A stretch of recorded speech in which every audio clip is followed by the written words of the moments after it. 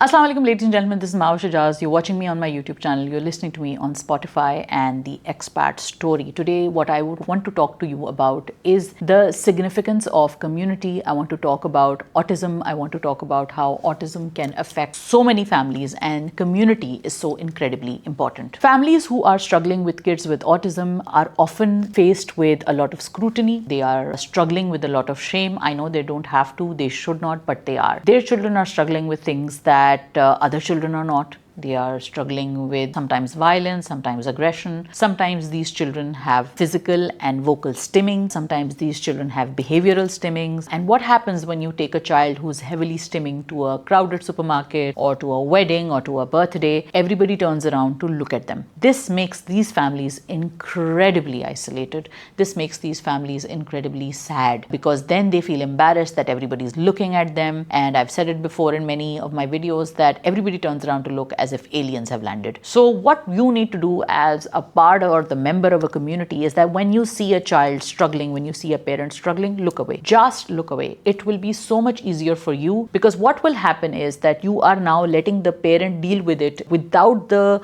strange glares of everybody around you. Now, why are these stimmings there? Why are these behaviors there? You may ask, as somebody who has not dealt with neurodivergence or who does not understand neurodivergence. Children with the autism or individuals with autism will sometimes do this as a way to alleviate anxiety. Their bodies and their systems are not able to cope with a neurotypical world. So their bodies and their brains are trying to work as best as possible in order to cope with that world. And sometimes they don't understand the rules of the world that we've created. Their brains have their own rules. So sometimes those rules and our rules do not coincide very well, and they tend to melt down. Sometimes there can be a sensory overload. Sometimes the sounds can be too much, the lights can be too much.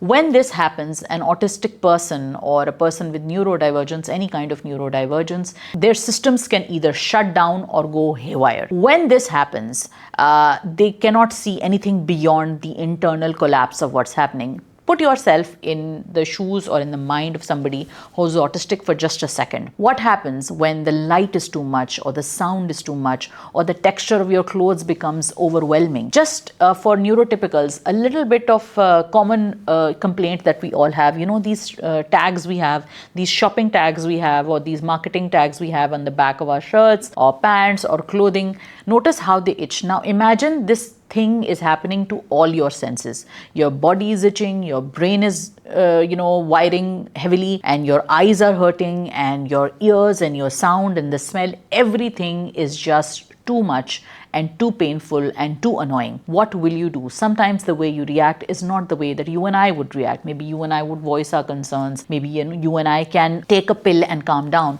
But for some kids, some autistic children, even medicines cannot help at times, although medicines can be very powerful and very potent, and you should definitely seek medication if the child or the individual needs it.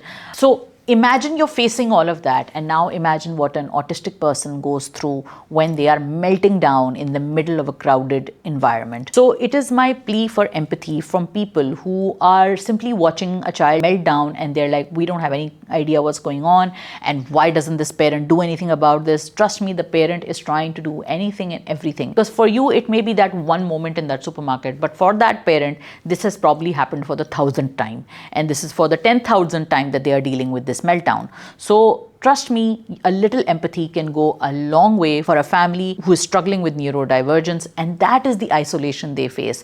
Because there is so much stigma outside their homes and outside their little bubbles that they create for their children, they do not want to take their kids outside of that bubble, and as a result of that, these families get really isolated. These kids don't get invited to parties, they don't get invited to weddings, and then even if they do, families stop trying to go to these places because it can become an emotional and sensory nightmare for the family and for the child.